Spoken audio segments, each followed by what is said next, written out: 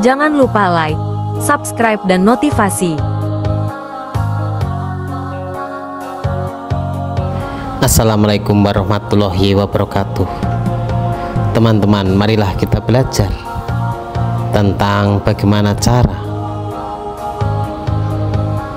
menyikapi hinaan, celaan yang ditujukan kepada kita, dan bagaimana cara menghapus jejak masa lalu kita agar kita bisa hidup secara ikhlas, baik di dunia untuk di akhirat. Mari kita simak pesan-pesan mutiara hikmah berikut ini. Kita jadikan perenungan, motivasi dan perbaikan diri kita semuanya. Yang membuat orang gak bisa ikhlas itu adalah takut dicela, takut dihina, takut dibully, takut direndahkan. Penilaian orang. Coba saya mau tanya, kalau teman-teman dihina sama orang, senang atau sedih? Nah, itu salah persepsinya. Kalau ada orang yang merendahkan kita, kalau ada yang mencela kita, harusnya kita senang. Kenapa? Di saat itu Allah sedang meninggikan derajat kita. Ahilman malah pengen kalau ada orang yang ngebully saya, ngehina saya, mencaci maki saya, gak apa-apa. Kenapa? Di saat itu Allah sedang menggugurkan dosa-dosa saya. Jadi kalau teman-teman sekarang banyak yang mencela teman-teman, yang menghina teman-teman, gak apa-apa. Itu bagus. Bagus. Kenapa?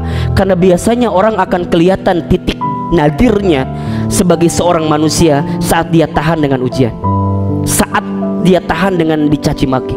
Bukankah Rasul itu menjadi seorang yang sangat luar biasa menyikapi kehidupan karena beliau begitu banyak yang membencinya?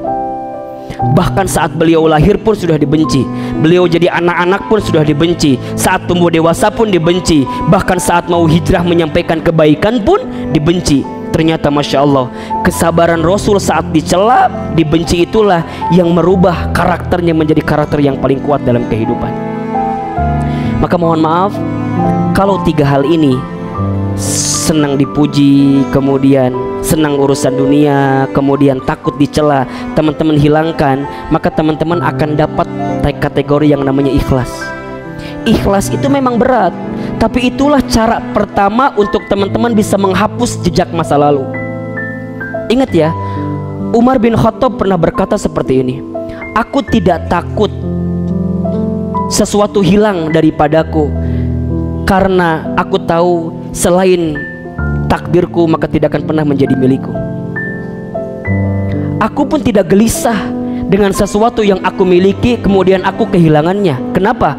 Karena aku tahu sesuatu yang bukan jadi milikku bagaimanapun tidak akan pernah menjadi milikku.